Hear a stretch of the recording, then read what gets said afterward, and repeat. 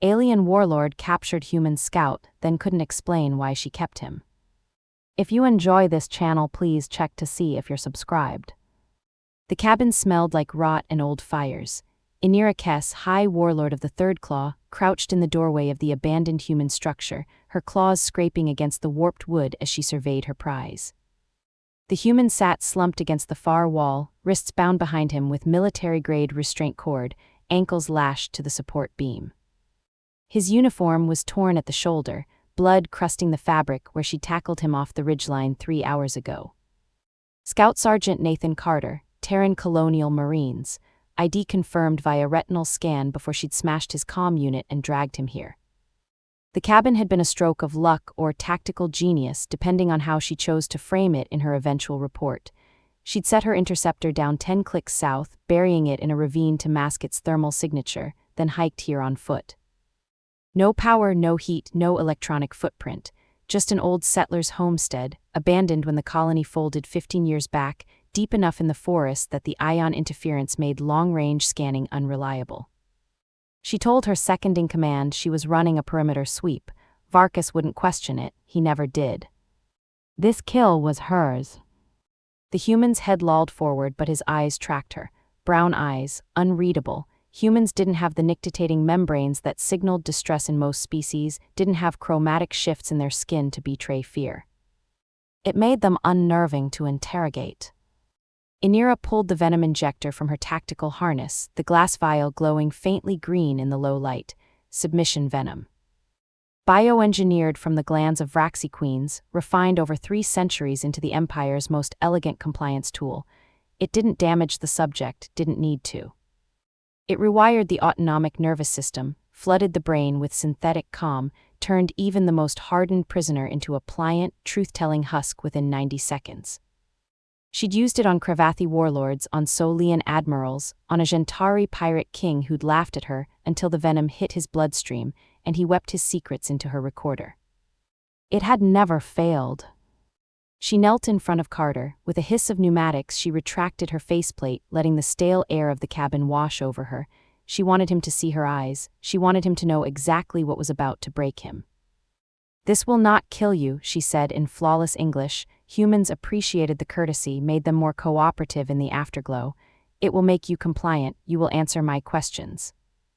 You will tell me how many Marines are stationed at Firebase Theta. You will tell me your access codes. You will tell me everything." Carter's lips pulled back, not a grimace, a smile. "Lady," he rasped, voice rough from the cold, "you should have just shot me." Inira pressed the injector to his throat and triggered the release. The venom hissed into his carotid. She watched his pupils blow wide, his shoulders jerk against the restraints. His heart rate spiked. She could see the artery hammering in his neck, could smell the adrenaline sharp and chemical in the cramped space. And then he laughed. It wasn't a breakdown laugh, wasn't hysteria. It was genuine, a low chuckle that bubbled up from his chest as his head tilted back against the beam. "Oh man," he wheezed, "that's the good stuff. What is that synthetic norepinephrine?" "Little serotonin analog. You guys are getting creative." Inira's claws retracted, her translator flickered had she misheard. "You should be unconscious," she said slowly. "Yeah," Carter rolled his neck, tendons popping. His eyes were bright, feverish, locked on hers with an intensity that made her pulse skip. "Should I? Because I feel fantastic. Little tingly, little warm, hearts going like a kick drum. Is this what you guys get high on? Because I gotta say, 10 out of 10 would recommend." Her hand went to her scanner, ripping it from her belt. She aimed it at his chest, and the readout made her stomach drop. Heart rate, 182 beats per minute. Core temperature, 103.4 degrees F. Adrenal output, 340% baseline. Dopamine surging. Serotonin nominal. Aggression markers spiking. "This is not possible," Inira hissed. Carter grinned wider, his teeth were very white. "You want to know what's not possible? That I'm still tied up. Because I'm about 3 seconds away from vibrating out of these ropes, and I don't think you want to see what happens when I do." She stepped back, instinct overriding protocol. He was bluffing, he had to be. The venom worked on neurochemistry, on universal mammalian pathways. Humans were mammals, earth primates, they couldn't be immune. Your species uses venom to sedate, Carter said, and his voice was sharper now, cutting. We use it to stimulate. You just gave me a speedball, sweetheart. Caffeine's got nothing on this. I could run a marathon. I could bench press this whole damn cabin, and you're standing there like you just watched your gun jam. Inira's breath came shallow. She activated her wrist comm. No bad idea if Varkas picked up the signal. She switched to the biorecorder instead, her fingers shaking. Subject exhibits paradoxical reaction to submission venom. Cause unknown. Human physiology. Human physiology, Carter interrupted, spent 10,000 years eating poison for fun. Alcohol, nicotine, capsaicin, psilocybin. We colonized our own brains with recreational drugs. You think your fancy venom is special. I've had tequila that hit harder. You are lying. Am I? He leaned forward as far as the ropes allowed, and the heat rolled off him in a wave. She could feel it from 5 feet away, could see the sweat beading on his temples. Check your scanner again. I'm cooking from the inside out because my liver is shredding your neurotoxin and converting it into pure rocket fuel, and you know what the worst part is. She didn't answer. His grin turned feral. You're stuck in here with me. The wind outside shrieked, the shutters rattled. Inira's secondary eyelids flicked shut and open, a nervous tick she hadn't felt since officer training. She looked at the door, then back at Carter. He was laughing again. What's the matter, Warlord? He asked. Not how you thought this would go. Night came fast in the highlands. Inira watched through the cracked window as the twin suns bled into the horizon, their light swallowed by the storm front rolling in from the eastern ridge. The temperature was already dropping. Her suit's internal readout flashed 38 degrees F and falling. The cabin had no heating system, just a rusted wood stove in the corner with a chimney that looked like it would collapse if she breathed on it wrong. Carter was still awake. She'd expected the venom to burn out by now, expected him to crash into exhaustion or at least shut up. Instead, he'd spent the last 2 hours narrating his own physiological responses like a field medic doing a self-exam. Heart rate stabilizing, he said, conversational, down to 160, still high, but I'm not gonna stroke out. Core temps holding at 104, little toasty, but I've had worse. Ran a fever of 105 in Kandahar, kept fighting for 6 hours. You know what's weird, though? Inira didn't answer. She was checking her ammunition reserves, counting the charge packs in her bandolier for the 3rd time. I'm not thirsty, Carter continued. Should be. Burning calories like this, I should be parched, but I'm not. Your venom did something to my hypothalamus, I think, tweaked the feedback loops. My body thinks it's exactly where it needs to be.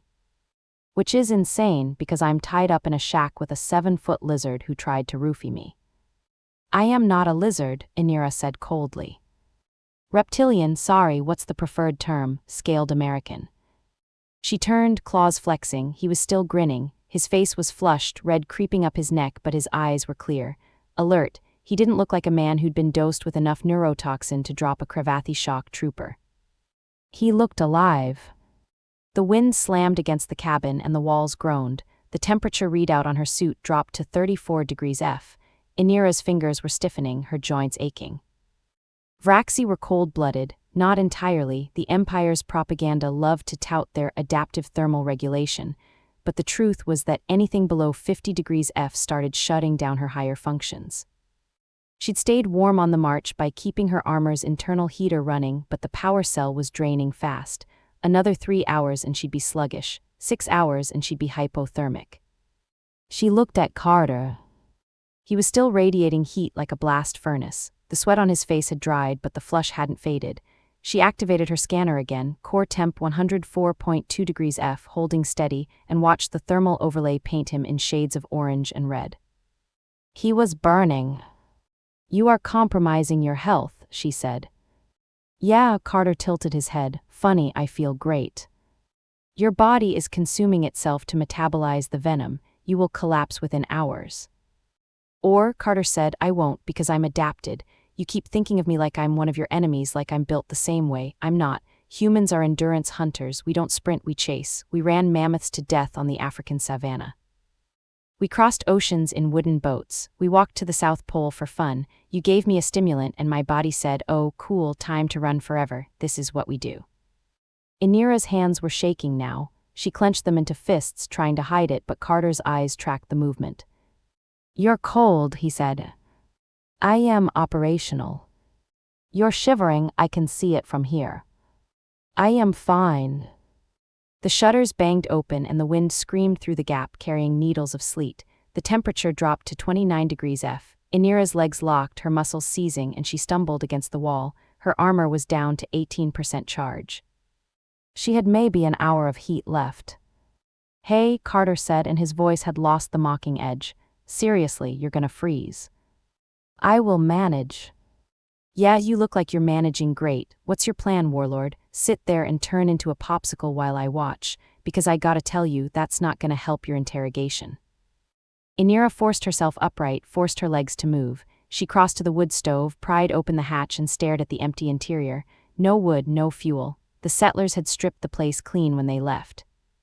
There's a woodpile outside, Carter said. Saw it when you dragged me in, probably soaked by now, but if you can get it lit. I am not leaving you unguarded. Then untie me and I'll get it. She turned, claws out. Do you think I am a fool? Carter's smile was gone, his face was serious now, carved in shadows. I think you're in trouble, I think you're too proud to admit it. And I think if you don't figure out a solution in the next 10 minutes, you're gonna pass out and I'm gonna chew through these ropes and walk out of here. You cannot. I'm motivated, Carter said. You made sure of that. The wind howled, the cabin creaked. Inira's vision blurred at the edges, her core temperature dropping below operational levels. She could feel her thoughts slowing, her combat instincts dulling. She looked at Carter, at the heat shimmer rising off his skin. She made a decision she would never be able to justify. She crossed the room, holstered her sidearm, and sat down, not close enough to touch, but close enough to feel the warmth rolling off him in waves. Do not move, she said. Carter didn't answer, but he didn't look away.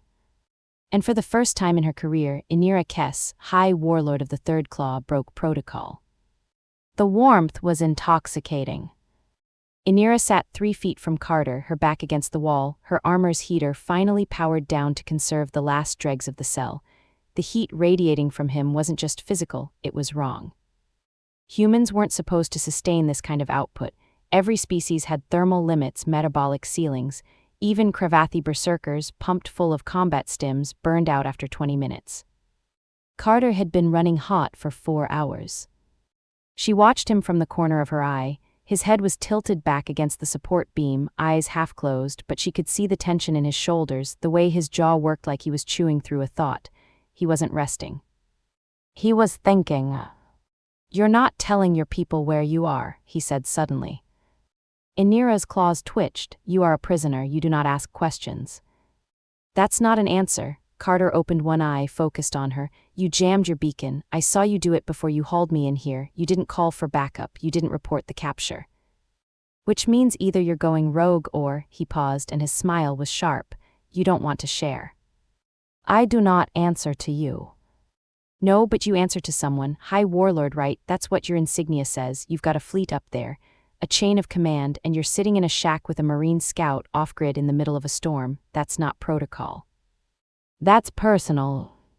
Inira's secondary eyelids flicked shut. He was too perceptive, too fast. The venom should have dulled his cognition, made him pliable, but instead it had sharpened him into something dangerous. You want the glory, Carter continued, and his voice was almost gentle now. You want to be the one who broke the Terran scout, who pulled Firebase Theta's codes out of my brain.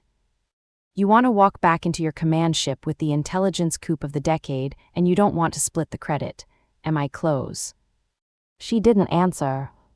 Yeah, Carter said softly, I'm close. The wind rattled the shutters. The temperature outside had dropped to 22 degrees F, and even with Carter's heat bleeding into the space between them, Inira could feel the cold creeping back into her limbs.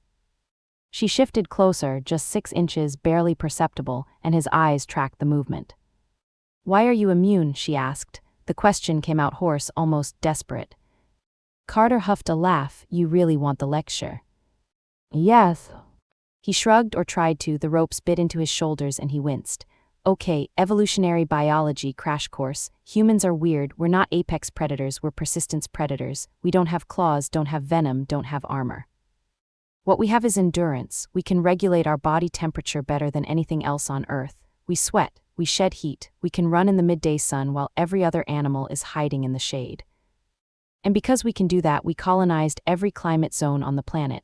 Deserts, tundra, rainforests, we adapted. That does not explain your immunity to neurotoxins. I'm getting there, Carter's grin widened. We didn't just adapt to environments, we adapted to chemistry. 10,000 years ago, humans figured out fermentation. We started drinking alcohol, then we started smoking tobacco, chewing coca leaves. Eating psilocybin mushrooms, we weaponized our own neurochemistry for recreational purposes, and the ones who could handle it, the ones whose livers could process the toxins, whose brains could ride the high without frying, they survived. They passed on their genes. We spent millennia breeding ourselves to metabolize poison. Anira stared at him. That is insane. That's humanity. Carter leaned forward and the heat rolled off him in a wave. Your venom, it's just another toxin. My liver took one look at it and said, oh, this again, and started shredding it into parts. The adrenaline spike. That's my body's defense mechanism. You tried to shut me down and I ramped up instead. It's not immunity, it's adaptation. She wanted to argue, wanted to tell him he was lying, that no species could be that flexible, but the scanner didn't lie. His vitals were stable, his cognition was intact, he was thriving. Why did you come to this world? She asked. Carter's smile faded. That's classified. You are my prisoner. And you're stuck in a cabin with a guy who's high on your war juice. You think I'm gonna spill operational secrets because you asked nicely. Inira's claws extended. She leaned in, close enough to smell the sweat on his skin, the sharp, metallic tang of his blood from the shoulder wound. I could make you talk. You tried that, Carter said. Didn't work. What's plan B? Torture. You gonna cut me, burn me? Because I gotta tell you, I've been through SEER training. I know how to compartmentalize. And right now, with this venom lighting up my brain, I'm pretty sure I could sit through a lot before I broke. She believed him. The realization settled over her like ice water. She'd captured a Terran scout, dosed him with the Empire's most reliable compliance tool, and instead of breaking him, she'd armed him. He was faster now, sharper, more dangerous. And she was alone with him. You are afraid, Carter said quietly. I am not. Yeah, you are, I can see it. You're sitting close enough to feel my heat, but you're not close enough to restrain me if I break free. You're calculating, running scenarios, trying to figure out how this went so wrong. Inira's breath hitched. You are still bound. For now. The words hung between them, a challenge and a promise. Outside, the storm intensified, sleet hammering the roof. Inside, the temperature continued to drop, and between them, the space grew smaller. Why are you here? Carter asked again, and this time his voice was almost kind. Not the cabin, not the mission. Why are you alone? High Warlord doesn't strike me as a solo operator job. Inira looked away. That is not your concern. Humor me. She shouldn't answer, she knew she shouldn't, but the cold was seeping back into her bones and his warmth was so close, and the venom, she could smell it on him, a faint chemical sweetness that made her head swim. I wanted to prove myself, she said. Carter was quiet for a long moment. Then, yeah, I get that. And despite everything, despite the restraints, despite the species, despite the war, Inira believed him. The vial was half full. Inira held it up to the dim light filtering through the shutters, watching the luminescent green liquid shift inside the glass. Submission venom, second dose. Protocol dictated escalation when the first dose failed, double the concentration, recalibrate for body mass, administer under controlled conditions. Controlled conditions, she almost laughed.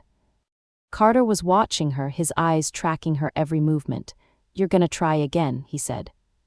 You are too alert, too combative. Yeah, well, your first dose turned me into a Red Bull commercial. What's round 2 gonna do? Give me superpowers. It will sedate you. Or, Carter said, it'll kill me, and then you've got nothing, no intel, no glory, just a corpse in a cabin and a lot of explaining to do. Inira's fingers tightened on the vial. He was right.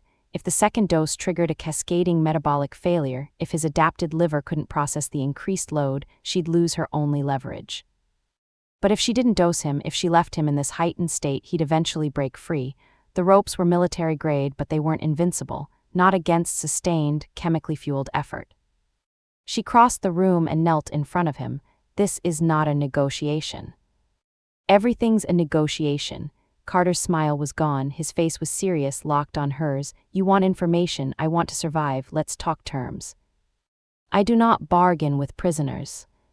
Then you're a shitty interrogator. Inira hissed, baring her teeth, and pressed the injector to his throat. Carter didn't flinch. His pulse hammered under her claws, fast and strong, and she hesitated. And that's when the dizziness hit. It wasn't gradual, it was instant, a wave of vertigo that slammed into her like a ship coming out of hyperspace wrong. The cabin spun, her vision doubled. She staggered back, claws scrabbling for purchase on the floor, and the injector clattered from her hand. Whoa, hey, Carter's voice, distant and distorted. What's wrong? Inira couldn't answer. Her hearts were racing, both of them hammering out of sync, and her lungs felt like they were full of water. She gasped, dragging an air that tasted wrong, sweet and chemical in his. Her scanner, she clawed it off her belt, nearly dropped it, managed to aim it at her own chest. The readout made her blood freeze. Neurochemical cascade detected, pheromone receptors active, bonding protocol initiated. No. She aimed the scanner at Carter, at the air between them. Airborne pheromone analog detected, source human male metabolized neurotoxin, concentration increasing. Oh gods, Inira whispered. What? Carter leaned forward as far as the ropes allowed, eyes wide. What's happening? You, her voice cracked, she tried again, you are exhaling it. Exhaling what? The venom, you metabolized it, your body broke it down into a pheromone analog, and she couldn't say it, couldn't force the words out. And you what? Inira's claws dug into the floor. I have been inhaling it for hours. Understanding dawned on Carter's face. Oh shit. It triggered a pair bonding cycle. The words came out flat, dead, Vraxi biochemistry. When we are exposed to compatible pheromones over a sustained period, our neural pathways begin to synchronize. It is an evolutionary adaptation. It allows mates to coordinate in combat to anticipate each other's movements. It is, she stopped, breath hitching, it is irreversible. Carter stared at her. What does that mean? It means if I kill you, I will die. Inira forced herself upright, swaying. If I leave you, I will die. If I am separated from your presence for more than 72 hours, my neural chemistry will collapse. I will go into shock. My hearts will stop. Carter shook his head. That's insane. That is biology. Inira wanted to scream, wanted to tear the cabin apart, wanted to claw her own face until the smell of blood drowned out his scent. You were supposed to submit. You were supposed to be docile, not this, not compatible. Compatible, Carter repeated slowly. You're saying I'm your mate now. Not yet, but the process has begun, the bond is forming. She looked at him and her vision swam again. In 72 hours it will be complete, and then I will be tethered to you, neurologically, permanently. Carter was quiet for a long moment, then, and if you try to fight it. Fatal neurochemical collapse, I have seen it happen. During the Cravathi campaign, a warlord bonded with an enemy soldier. She tried to resist. She lasted 18 hours before her brain began to hemorrhage. Jesus. Your human god will not help you. Inira's laugh was bitter, or me. Outside, the storm howled. The temperature had dropped to 18 degrees F. Inira could barely feel her limbs anymore, could barely think past the dizziness and the growing need radiating from the base of her skull. She needed to be closer to him. Needed his warmth, his scent, his presence. She hated it, hated herself, hated him. So, Carter said carefully, what now? Inira forced herself to look at him, at the human who had destroyed her career with nothing but his own biology. Now, she said quietly, we survive. And she reached for the knife on her belt, crossed the room, and cut the ropes binding his wrists. The ropes fell away and Carter's hands went immediately to his shoulder, probing the torn fabric where Inira's claws had caught him. Blood had dried in a dark crust, but the wound was shallow. He rotated his arm, testing the range of motion, and Inira saw him wince. You are injured, she said. I'll live. Carter pushed himself to his feet, swayed, and caught himself against the support beam. Whoa, okay, head rush. Your circulation was restricted. Yeah, no kidding. He bent down, untied the ropes from his ankles, and straightened slowly. Even hunched against the cold, he was tall, broader than a Vraxi, built like a heavy worlder. So. Not gonna lie, I was expecting you to shoot me the second I moved. Inira's hand rested on her sidearm. I am considering it. But you won't. Carter took a step toward her and she hissed, claws extending. He stopped, hands raised. Because you can't, right? That's what you said. If I die, you die. Do not test me, human. Nathan, my name's Nathan. I do not care. You should. He took another step, slower this time, and Inira's body betrayed her. She didn't retreat, didn't raise her weapon. She just stood there, frozen, as he moved into her space, because we're stuck together now. For the next 72 hours minimum, and if we're gonna survive that, we need to stop pretending this is captor and prisoner. This is a partnership, whether we like it or not. I do not partner with enemies. Great, me neither, but here we are. Nathan looked past her toward the shutters banging in the wind. How cold is it? 18 degrees Fahrenheit. And dropping. Yes. And you're cold-blooded, which means if you don't warm up, you're gonna shut down. How long until that happens? Inira's jaw clenched. 2 hours, perhaps less.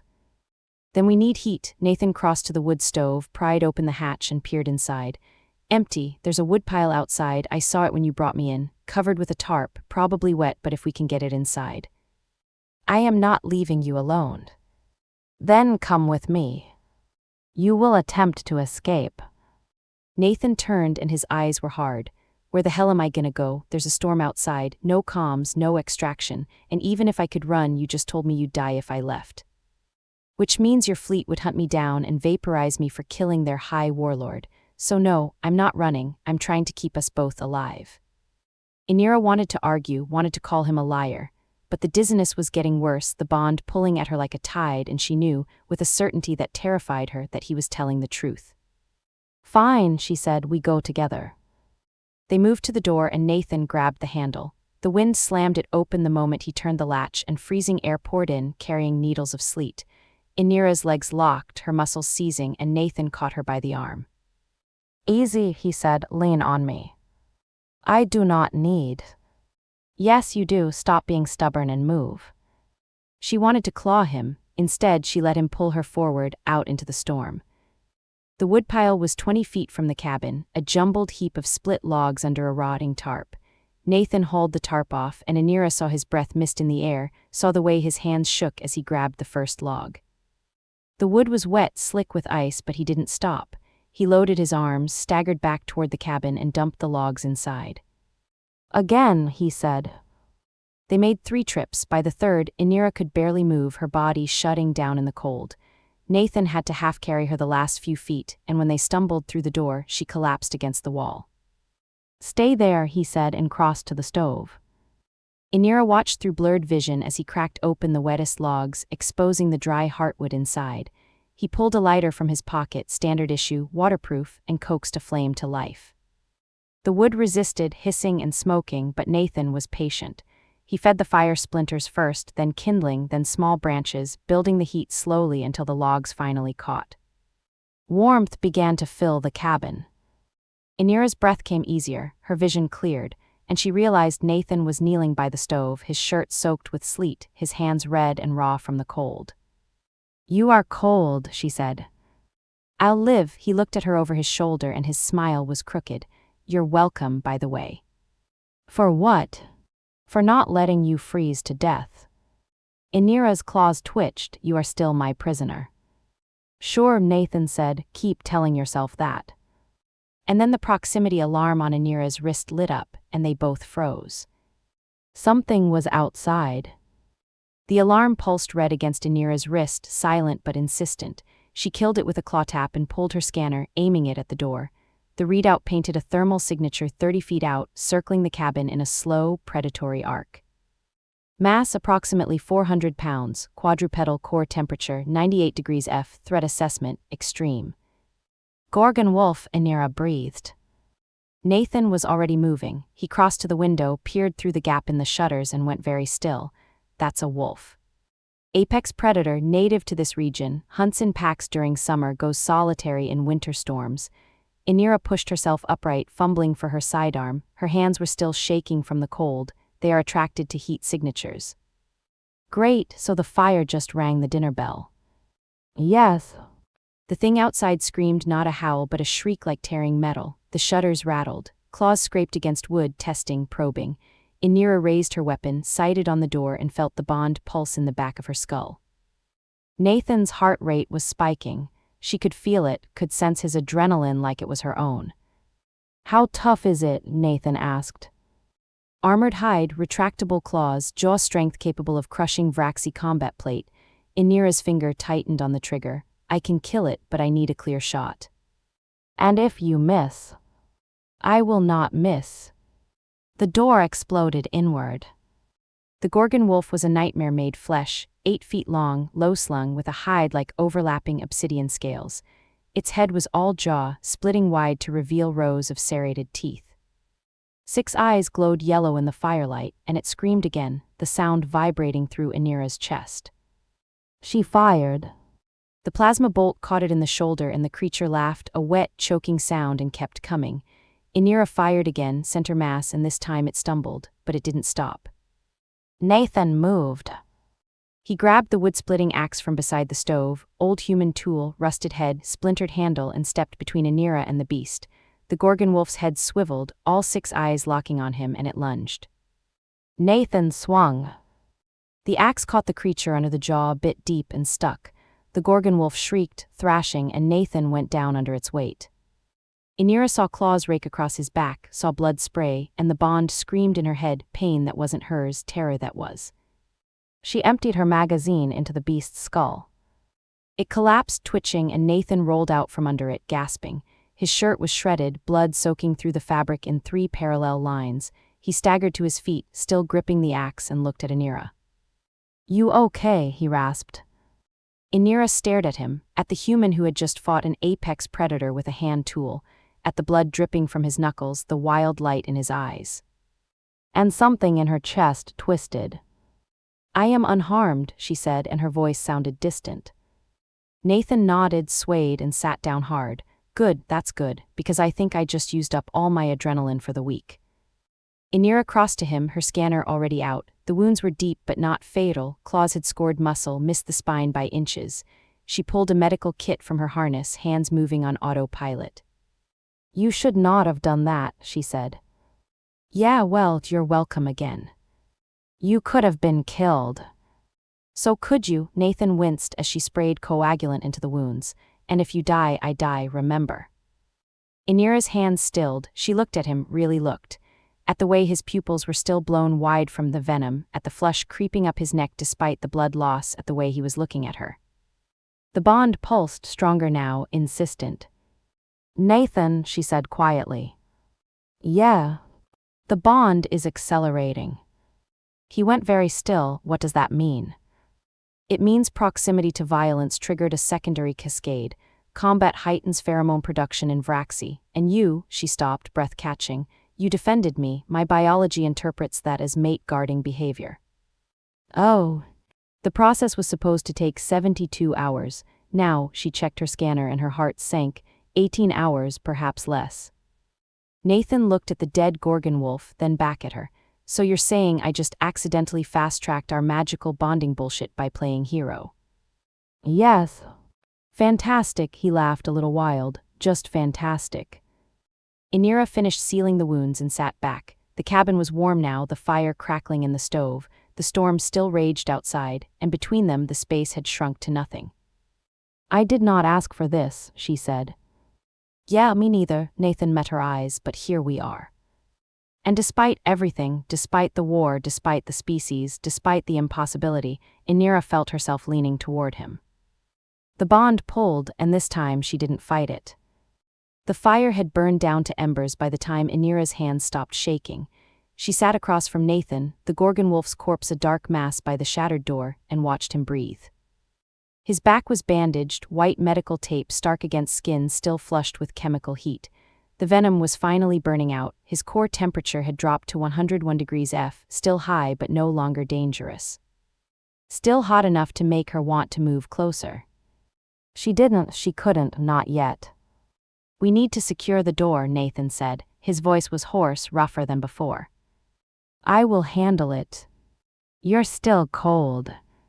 "I am functional." Inira pushed herself to her feet, crossed to the dead beast, and grabbed it by the hind legs. She dragged it outside. It weighed more than she'd expected, muscle and armor plating dense as stone, and left it in the snow. The storm was easing, the wind dropping to a low moan.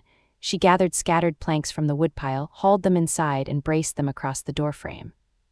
It wouldn't stop a second Gorgon wolf, but it would slow one down. When she turned back, Nathan was watching her, not with the mocking humor from before, not with the combat alertness, something else, something that made the bond ache. "You're bleeding," he said. Inira looked down, her left arm just below the elbow, 3 shallow cuts where the beast's claws had grazed her while she'd fired. She hadn't even felt it. "It is nothing. Let me see. I do not need." Inira, her name in his voice rough and low, "Let me see." She crossed to him, sat down, extended her arm. Nathan took it carefully, his hands warm against her scales. He cleaned the wounds with the last of the coagulant spray, his touch careful, methodical. "You've got thicker skin than I thought," he said. "These are barely scratches. Vraxidermes is reinforced with subepidermal plating." Handy, he finished sealing the cuts and didn't let go of her arm. His thumb traced the edge of one scale, a slow, unconscious movement. "Does it hurt? The bond, I mean." "No, Inira stopped, trying to find words in a language not her own. "It pulls like gravity, like something tethered inside my chest. It is not pain, it is absence. When I am too far from you, I feel incomplete."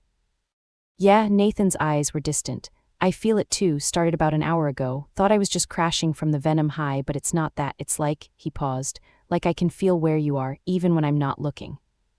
Like my brain built a map and you're the center of it. That is the bond. It's weird as hell." "Yes." They sat in silence, the fire crackled. Outside, the storm's last gasp rattled the shutters, and Inira realized Nathan still hadn't let go of her arm. "We should rest," she said. "Yeah," but he didn't move. Neither did she. The bond pulled, and this time it wasn't just gravity. It was heat, coiling low in her belly, spreading through her limbs.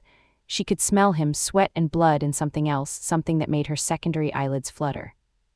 His heartbeat was a steady drum, syncing with hers, and she realized her own breathing had matched his rhythm. "Inira," Nathan said quietly. She looked at him, at the way his pupils had dilated again, at the flush creeping up his neck. "Yes. If we do this, if we let the bond finish, what happens? You become mine, I become yours, neurologically, permanently. And if we fight it, we die, both of us." Nathan's jaw tightened. "Some choice. I did not choose this either." "I know," his hand slid up her arm, stopped at her shoulder, "but I'm choosing what happens next." Inira's breath caught. "What are you choosing?" "Not to die," his smile was crooked, almost sad, "and not to fight something that's already won." He leaned in, and Inira felt the world narrow to the space between them. His heat was overwhelming, his scent drowning out everything else, and the bond sang, a frequency that resonated in her bones, in her blood, in every nerve ending lighting up like stars. She met him halfway. The kiss was clumsy, wrong species, wrong anatomy, but the bond didn't care. It surged, a cascade of neurotransmitters flooding her system, and Inira felt her claws retract, felt her body soften in ways she'd never allowed. Nathan's hands were in her hair, no, her crest spines, careful not to cut himself, and she was pulling him closer, desperate for the heat, for the completion that came with his touch. When they broke apart, she was shaking. "Nathan," she whispered. "Yeah, I know," his forehead pressed against hers and she felt his heartbeat hammering. "I know." The bond settled, no longer pulling, no longer aching. Just there, whole, inevitable. And Inira Kess, high warlord of the third claw, let herself fall. Morning light filtered through the gaps in the shuttered windows, pale and cold. Inira woke slowly, her body wrapped around Nathan's warmth, her head tucked under his chin. She could feel his heartbeat against her cheek, steady and strong, and for a moment, just one moment, she let herself believe this was normal. Then her proximity alarm chirped. She was on her feet instantly, claws out, scanner in hand. Nathan stirred, groaning, and sat up. "What?" "Movement, airborne, 3 kilometers out and closing." "Your people." Scanning, Inira's fingers flew across the interface, pulling up the signature. Her blood went cold. "No, not mine." "Then whose?" "Warlord Krug, 4th Claw, rival fleet. She looked at Nathan and saw understanding dawn on his face. He has been tracking me. How? My armor, the locator beacon, I jammed it, but if he triangulated my last known position before I went dark, she swore in Vraxi, a hissing snarl. He knows I am here, he knows I am off-grid, and he will want to know why. Nathan pushed himself to his feet, wincing as the bandages pulled. Can you call him off? No, Krug does not call off. He investigates, he claims, he conquers. Inira's claws dug into her palms. If he finds you, if he scans this cabin and detects human DNA, he will know I have been compromised. Compromised how? The bond, he will smell it on me, on you, and he will report it to the fleet command. She met his eyes. They will execute me for fraternization with an enemy combatant, and they will vaporize you for corrupting a high warlord. Nathan was quiet for a moment, then, so we don't let him find us. There is nowhere to hide, his sensors will. Then we don't hide. Nathan crossed to the weapons locker, Inira's gear secured against the wall. He pulled it open and his eyebrows rose. You've got a rifle in here. That is military property. Yeah, and I'm military personnel, close enough. He lifted the plasma rifle, checked the charge. 70%, that'll work, what else you got? Inira stared at him. You cannot fight a Vraxi kill squad. Watch me. Nathan pulled out a bandolier of charge packs, slung it over his shoulder. How many in his squad? 4 plus Krug, standard dropship complement. 5 on 2, I've had worse odds. He looked at her and his smile was sharp. You in, or are you gonna let your ex-boyfriend take your new one? He is not my figure of speech, are you in? The proximity alarm chirped again, 2 kilometers. Inira made a decision that would end her career. She pulled her sidearm, checked the magazine, and looked at Nathan. We ambushed them at the clearing, 1/2 kilometer north. The terrain funnels them into a kill zone. Now you're talking, Nathan grinned. Show me how warlords make war. They moved fast, Inira leading, Nathan covering the rear. The clearing was exactly as she remembered, a bowl-shaped depression, trees thick on 3 sides, open sky above, perfect for a dropship landing, perfect for an ambush. They will deploy in standard formation, Inira said, her voice low. Krug at center, 2 flankers, 2 rearguard. They will scan for threats, but they will not expect resistance. Because you're supposed to be alone. Yes. Good, let's use that. Nathan moved to the tree line, scanning the approach. I'll take the left flank, you take the right, we let them land, let them deploy, and then we hit them from 2 sides. Crossfire, they'll be pinned in the open. That is a human tactic. Yeah, it's called not standing in a line and getting shot. You guys should try it. Despite everything, Inira felt her jaw twitch in what might have been a smile. The dropship appeared over the ridge, sleek and black, engines screaming. It descended into the clearing, landing struts deploying, and the hatch hissed open. Krug emerged first, massive, scarred, his armor decorated with kill marks. 2 flankers followed, plasma rifles raised, then the rearguard. Krug activated his comm, and Inira heard his voice crackle through her helmet's passive receiver. Inira Kess, High Warlord of the Third Claw, respond. She didn't. Your locator beacon has been offline for 18 hours. Fleet Command has declared you absent without authorization. I have been dispatched to retrieve you. Krug's tone shifted, mocking. Or to retrieve your corpse if you have been foolish enough to die alone. Nathan looked at her, raised an eyebrow now. Inira activated her comm. Warlord Krug, I am operational, stand down. Krug's head swiveled, searching for her. Show yourself.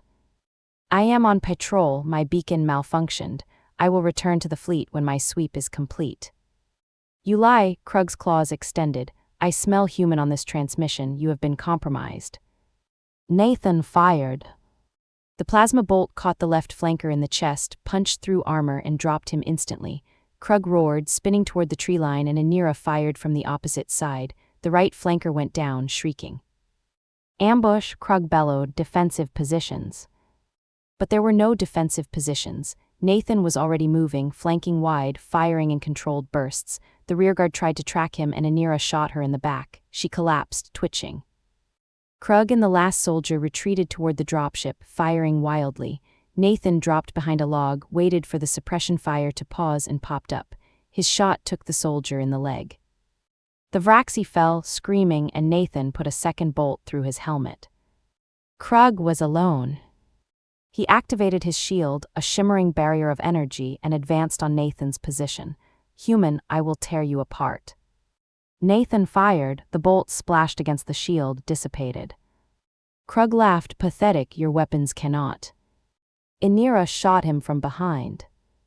The bolt punched through his backplate and Krug staggered, his shield flickered, died. He turned and Inira saw recognition in his eyes. Traitor, he snarled. She shot him again, center mass, he collapsed. The clearing went silent. Inira lowered her weapon and realized her hands were shaking. She just killed a warlord, a peer, fleet command would. Nathan appeared at her side, breathing hard. You okay? No, her voice was hollow. I just committed treason. Yeah, but you're alive. He looked at the bodies, then at the dropship, and we've got a ship with a high-gain antenna. Inira stared at him. You cannot. I can and I will. Nathan moved toward the dropship and Inira followed. I'm calling my people. I'm getting us out of here, both of us. They will kill me. Not if I don't let them.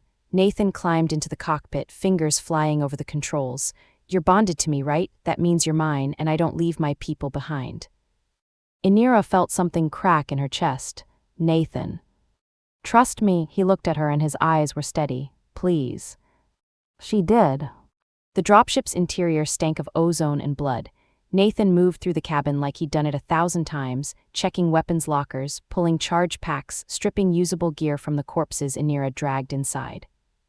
He didn't look at their faces, didn't need to. They were enemy combatants and this was war. Inira watched him work and felt the bond hum with something she couldn't name. Approval, pride. It should have horrified her, watching a human strip her own people for resources, but instead she found herself cataloging his efficiency, his tactical mind, the way he moved with purpose even with his back still bandaged. Communications array is intact, Nathan called from the cockpit. Krug must have kept it hot in case he needed backup. It's got a military-grade ion puncher. This thing can cut through the atmospheric interference that scrambled our handhelds. That's our ticket out. Terran forces will not negotiate for a Vraxi prisoner. Good thing you're not a prisoner. Nathan emerged carrying a military-grade comm booster. You're a defector. Inira's claws retracted. I have not defected. Yeah, what do you call killing 5 of your own people to protect a human? I call it survival. Call it whatever you want, the result's the same. Nathan set the booster down, started connecting cables. I'm sending a distress beacon on Terran frequency. Firebase Theta will pick it up within 30 minutes, they'll send extraction. And when they arrive, they will see me and open fire. Not if I tell them not to. Nathan looked up and his expression was serious. I'm a scout sergeant. I've got field authority to negotiate surrenders, parley terms, and accept defections. It's in my mandate, and you, he pointed at her, are officially requesting asylum in Terran space. That is insane. That's reality. Nathan went back to the wiring. You can't go back to your fleet. The second you show up with a human scent all over you, they'll execute you for compromising the bond laws. And if they scan your neural chemistry and see the bond complete, they'll dissect you to figure out how a human hijacked a warlord's biology. Your career is over. Your life is over, unless you come with me. Inira's secondary eyelids flicked shut. He was right. She knew he was right, but the weight of it, the treason. I will be branded a traitor. Yes, you will. Nathan finished the last connection, powered up the array. But you'll be alive, and you'll be with me. That worth it to you? The bond answered before she could. Yes. I do not have a choice. Everyone has a choice. Nathan stood, crossed to her. You chose to cut my ropes. You chose to defend me against Krug. You chose to trust me just now. Those were your choices, Inira. Own them. She looked at him, this human who had destroyed everything she'd built, and felt the bond settle, warm and certain. I choose you, she said quietly. Nathan's smile was crooked. Good, because I already chose you. The comm array crackled to life. Nathan keyed in the distress code, waited for the handshake, and spoke clearly into the mic. Firebase Theta, this is Scout Sergeant Nathan Carter, service number 227-4-9 Alpha. I am transmitting from Vraxi dropship, coordinates attached. I have tactical intelligence and a high-value defector. Request immediate extraction. I repeat, high-value defector, do not engage on approach. Acknowledge. Static then Carter, this is Firebase Theta actual. confirm you have a Vraxi defector. Affirmative, High Warlord, willing to negotiate intelligence exchange. She is under my protection, do not engage. A long pause. Carter, you are aware that fraternization with enemy combatants is a court-martial offense. I'm aware of a lot of things, sir, including the fact that this warlord just helped me wipe out a kill squad and is offering full cooperation. I'm invoking field authority under Article 15, Section 3, acceptance of defection during active combat. Send the extraction, or I'm walking her to the fire base myself. Another pause, then, extraction en route, Ida 25 minutes, hold position, and Carter. Yes, sir. This better be worth it. Nathan grinned, trust me, sir, it is. He killed the calm and looked at Anira. Now we wait. They will not trust me. No, they won't, but they'll trust me, and I'll make sure they understand that you're not a prisoner, not a hostage, and not a threat. You're mine, and anyone who wants to hurt you goes through me first. Anira felt something tighten in her chest. You would fight your own people for me. I just fought your people for you, what's the difference? There was no answer to that, so Anira crossed the cabin, sat down beside him and let herself lean into his warmth. Outside, the storm had passed. The sky was clear, pale blue fading to violet at the horizon, and in the distance, Anira heard the low thunder of approaching engines. They are coming, she said. Yeah, Nathan's hand found hers, fingers threading between claws. We're gonna be okay. Anira didn't believe him, but she wanted to. The Terran dropship descended, sleeker than Vraxi designs, bristling with weapons, and touched down 50 meters from Krug's ship. The ramp lowered and a squad of Marines emerged, rifles raised, covering angles. A tall human in officer's insignia stepped forward, eyes locked on the Vraxi dropship. Nathan squeezed Anira's hand. Stay behind me, don't make any sudden moves, and whatever you do, don't bare your teeth. Humans interpret that as aggression. Noted. They walked down the ramp together, Nathan in front, Anira 2 steps behind. The Marines' rifles tracked her, red laser sights painting her chest, her throat, her head. Nathan raised his hands. Stand down, she's with me. The officer, a major by his insignia, didn't lower his weapon. Carter, explain.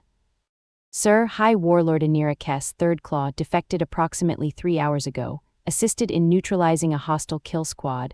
She has intelligence on Vraxi fleet movements, command structures, and tactical protocols. She is requesting asylum. And why would a High Warlord defect? Nathan's jaw tightened. That's classified, sir, but I guarantee her cooperation. The Major's eyes flicked to Anira, then back to Nathan. You're bonded to her. It wasn't a question. Nathan didn't flinch. Yes, sir. Jesus Christ, Carter. Sir, with respect, we can court-martial me later. Right now, we have an intelligence asset and a narrow extraction window. Recommend we secure the asset and move out before Vraxi reinforcements arrive. The Major stared at him for a long moment, then he lowered his rifle. Load her up if she makes one wrong move. She won't, Nathan said. She better not, the Major turned to his squad. Weapons hot, eyes on the Warlord, move out. Nathan took Anira's hand and led her toward the Terran dropship. As they climbed the ramp, she heard the Major mutter into his comm. Command, this is Theta Actual, we have the asset, you are not going to believe this. The ramp closed, the engines roared, and as the dropship lifted into the sky, Anira looked out the viewport at the cabin in the distance, the place where everything had changed. She didn't look back again. The debriefing took 6 hours. Anira sat in a sterile white room, alone except for Nathan on her left and a rotating cast of human intelligence officers on her right. They asked questions, tactical dispositions, fleet sizes, command protocols, and she answered, everything. She gave them ship manifests, officer names, patrol routes. She gave them the access codes to encrypted Vraxi comm channels. She gave them everything because the alternative was a cell, a trial, and an execution. And because Nathan had asked her to. The bond made it easy. Every time her resolve wavered, she felt him beside her, steady, certain hers, and the words kept coming. When it was over, the lead interrogator, a cold-eyed woman with captain's bars, closed her datapad and looked at Nathan. Sergeant Carter, a word, outside. Nathan squeezed Anira's hand under the table. I'll be right back. She watched him go, watched the door seal behind him, and felt the bond stretch. Not break, not yet, but the absence was immediate, a hollow ache in her chest. Outside, she heard voices, muffled, angry. Completely compromised. Field authority doesn't cover this. Bonded to a warlord, Carter, do you understand what that means? Nathan's voice calm and flat. It means she's loyal to me, which makes her loyal to the Terran Colonial Marines, sir. She's a liability. Command wants her in isolation until we can verify. No. A pause, excuse me. No, sir, she stays with me. You separate us, the bond destabilizes. She dies, I die. You want to throw away the best intelligence asset you've had in 3 years? Be my guest, but you'll lose us both. You are dangerously close to insubordination, Sergeant. Then court-martial me, after you extract every piece of intel from her brain, after you use her to dismantle the Third Claw Fleet, after you win this war, but until then, she's mine, and she stays with me. The silence stretched, then, you're confined to base, both of you, armed escort at all times, and Carter. Sir, this better be worth ending your career over. It is, sir. The door opened, Nathan stepped inside, and Anira felt the bond snap back into place, solid and whole. He sat down beside her, and she saw the exhaustion in his eyes. What did they say? She asked quietly. They said we're confined to base. For how long? Indefinitely. Nathan's smile was tired, but we're together, that's what matters. Anira looked at him, this human who had given up everything for her, and felt something break open in her chest. Not the bond, something deeper. I am sorry, she said. For what? For destroying your career, your reputation, your... Stop, Nathan's hand covered hers. You didn't destroy anything, I made a choice, and I'd make it again, every time. Why?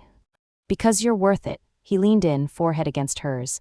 Because when that Gorgon wolf came through the door, you could have run, you could have let me die, but you stayed, you fought, and when Krug showed up, you chose me over your entire fleet. So yeah, you're worth it. Anira's claws retracted, her body softening. I do not deserve you. Pretty sure it's the other way around. Nathan kissed her, gently, carefully, and she felt the bond hum with contentment. Come on, they're giving us quarters, not much, but it's better than a cabin with a leaky roof. They walked through the base, escorted by 2 Marines who kept their rifles low but ready.